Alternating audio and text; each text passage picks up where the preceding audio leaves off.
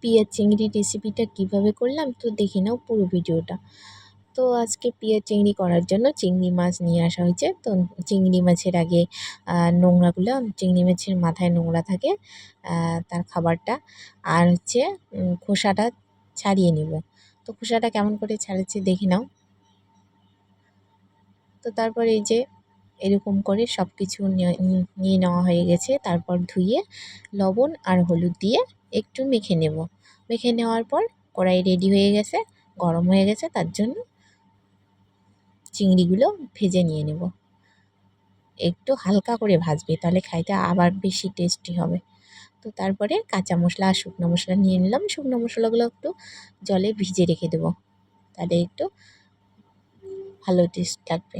তো তারপর চিংড়িগুলো নামিয়ে রেখে ওই তেল দিয়ে, ওই কড়াইতেই তেল দিয়ে পেঁয়াজগুলো আর কি ভেজে নেব। কুচি করা ছোটো ছোটো কুচি করেছি পেঁয়াজটা, হালকা ভেজে নেব। তারপরে কাঁচা মশলাটা দিয়ে দেব। কাঁচা মশলা দেওয়ার পর আবার নাড়াচাড়া করে তারপরে লবণ আর হলুদ দিয়ে দেব। দেওয়ার পরে একটু নাড়াচাড়া করতে হবে, যাতে মশলাটা লেগে না যায় সেদিকে খেয়াল রাখতে হবে। লেগে গেলে একটু একটু জল দিয়ে মশলাটা ভালোভাবে কষিয়ে নিতে হবে। এখানে টমেটো অ্যাড করা যায়, তো টমেটো দেওয়া হয়নি। তো তোমরা যারা বাড়িতে করো কেমন করে করো কমেন্টও জানিও অবশ্যই। আর নতুন হলে আমাকে ফলো করে দিও, আর ইউটিউবে দেখলে সাবস্ক্রাইব করে দিও চ্যানেলটা। তো এই যে চিংড়ি ভাজা, তো চিংড়ি ভাজাগুলো তারপরে গ্রেভিটা হওয়ার পর